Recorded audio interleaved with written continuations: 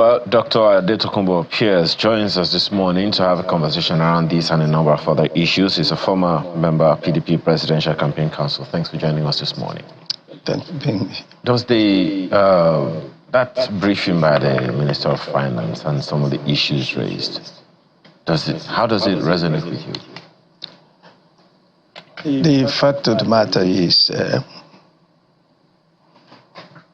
everything begins from the annual budget. The reason why we have problems, food shortage, food insecurity, is because one of the reasons is the amount budgeted for development of agriculture was adequately, it was so much below what was expected. That's at the federal level? Yeah. What the problem we're having in the country has to do with the overall vision of the economy that was wrong from the beginning. The president's view of how the economy will develop is totally contrary to development. It's anti-development. Once you remove subsidy in oil, the economy becomes a major problem, a major flaw in the economy, because everything runs on oil, especially in a country where electricity is so inadequate and unreliable. Well, what do you think you should have done with that subsidy removal? Well, you see, I think I said it before, the problem of solving, the way you solve problems cannot be piecemeal. It has to be holistic. When the IMF and other world bodies suggested that we remove subsidy, this is where the problem came. They did not say remove subsidy per se. They said you have to do three things simultaneously. That is how you solve problems. One, as you are removing subsidy, you must deal with the corruption and the theft and the shortcomings in your oil industry. You must deal with that. Secondly, right? Thirdly, you must diversify your economy so that you can raise more revenue. You have to do all of those things together. But what President Tinubu did was remove subsidy. And then the other things are not taken care of. Therefore, the economy is damaged. Is it this president that removed subsidy, or the previous administration? Look, perception is everything. If at the National Assembly, the budget, the 2022-2023 budget had already said subsidy will be removed, right? That is talk. Buhari didn't remove it the way Tinubu did it. Tinubu removed it without consultation, not gradually. But you do realize, just a second, you do realize that it wasn't this president that drew up the 2023 budget. Yeah, I know. And that the budget of 2023 did not have subsidy until the end of it. In fact, according to that government, budget subsidy support ended in June. All this president did, to the best of my knowledge, and I stand to be corrected, is to say, because of what the previous administration has done, subsidy is gone. Well, you remember what I just said. Subsidy may be gone, but it cannot go by itself. If you take away subsidy without doing the other two things you have to do, which is to fight corruption in the oil industry, and corruption in the oil industry has been maximized now under this administration. We'll come back to that, because, I mean, maybe we should even, You understand the point I'm making? I do understand. So I am not, nobody's blaming the president for removing subsidy. Okay. Because that subsidy cannot be maintained Okay, you have to remove that subsidy. But guess what? You have to subsidize oil, electricity, food, health, education. That is the way governments run. You know, we have this terminology in Nigeria. So you remove subsidy from one place and you put it in 5 places. Is that what you're saying? No. You have to have subsidy in all of those places. That's the way government runs. You know why? Because governments must make money. Governments must raise revenue. Bola Ahmed Tinubu doesn't know how to make money, he only knows how to spend money. We have not developed our economy. How do you make money by giving subsidy? This is what I'm saying. You have to do all of these things simultaneously. In your own home, how do you spend money? You must make money to spend money. I'm trying to understand. You said that the government needs to subsidize health, subsidize education, and all those things. Yes. And by so doing, they are making money. No. What I'm saying is, in order for them to be able to do that, they have to raise their revenue. That's why I said, so how you have do to you do propose, the things. How do you propose that the government should raise revenue? Now, you cannot depend on oil alone as your source of revenue. You have to diversify the economy. Everything I'm saying here has been said by 100 times by 100 specialists all over the world. Look, you have to maximize your income from the oil revenue that you have. You know now, according to some statistics, 80% of the production of crude oil in Nigeria is either stolen or wasted in some way. You have to deal with that issue so that we maximize. Listen to me, this thing is holistic.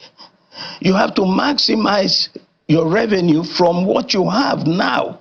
Right now, we are shortchanging the oil industry. The president must look into that as he is removing subsidy, because otherwise he will have no money to run the economy. So one, you do that in the oil industry. Then you go into diversification of the economy.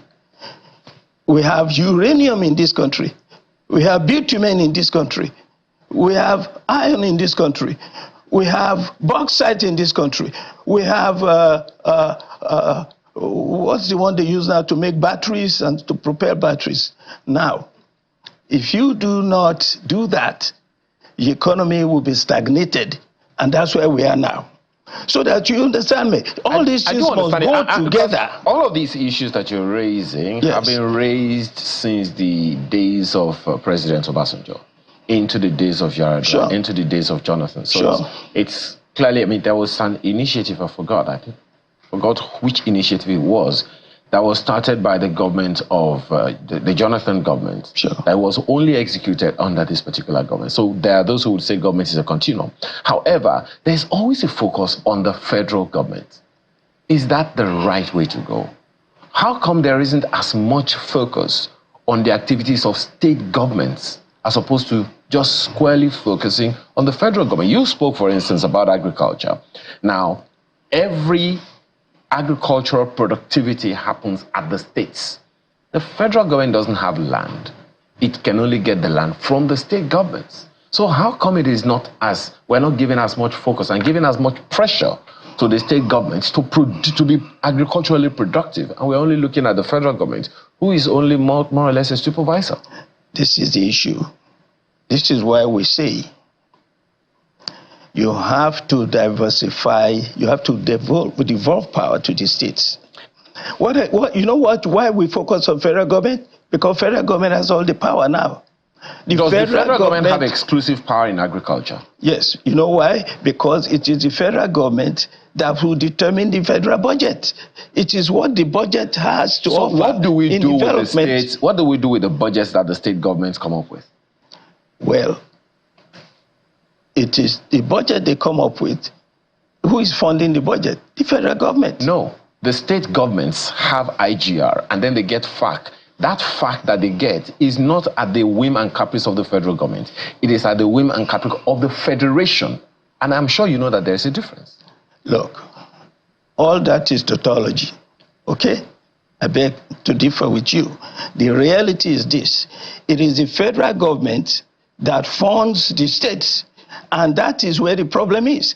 In the United States, which we say we are copying, federation, the states have the power to raise their own revenue. Do you realize now that if you have bitumen in your state, you have uranium in your state, you cannot use those resources to develop your economy because you have to have support, you have to have approval from the federal government before you can actually float your bonds abroad. That is the problem with Nigeria. That's why we're talking about devolution of powers. How far back does this particular issue that you just raised 1999 Constitution is a federalist constitution. So it means that is that centralized. This issue that you are raising is 25 years old. Well, look, Nigeria has been on hold since the Civil War. You understand me?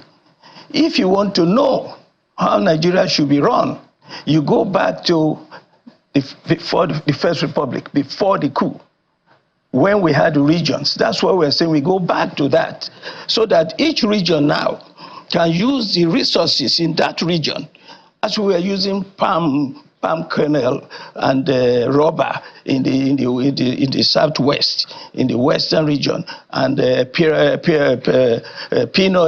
pyramids in the north, and so on and so forth, to raise revenue. It's like you're making excuses. Just a second. It's like you're making excuses for the governors. You're excusing them from contributing anything to the economic hardship that people are complaining about. No.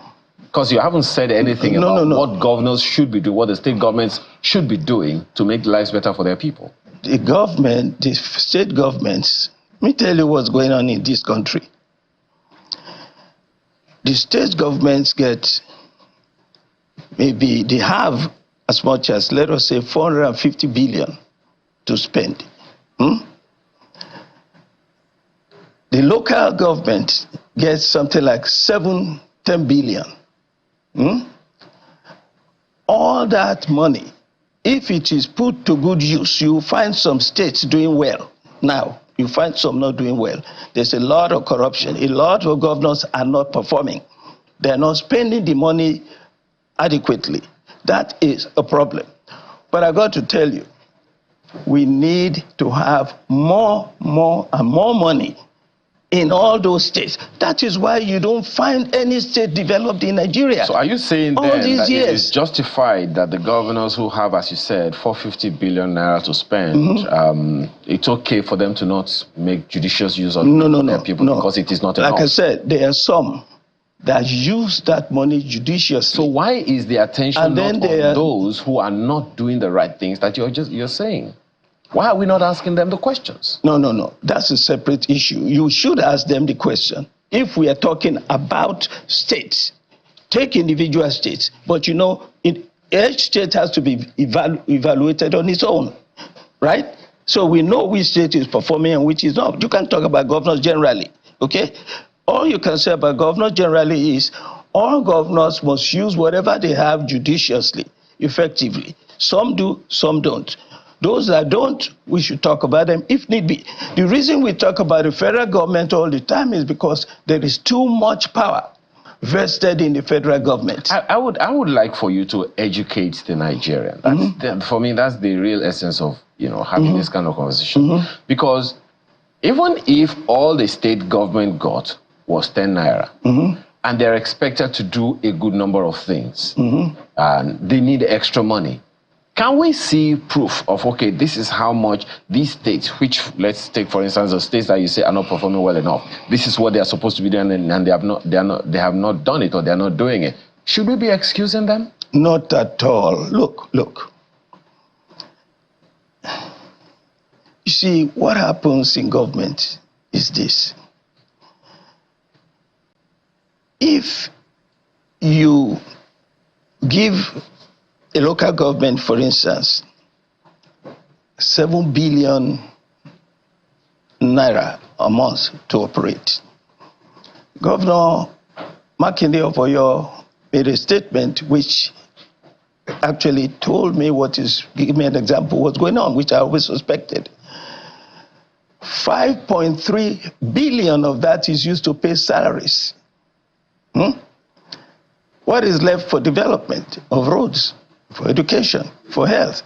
There's nothing left. I'm assuming so that this is 7 the billion, problem. I'm assuming that this 7 billion that you are citing, for example, is from the federal allocation. According to the law, the state governments ought to contribute into that same purse.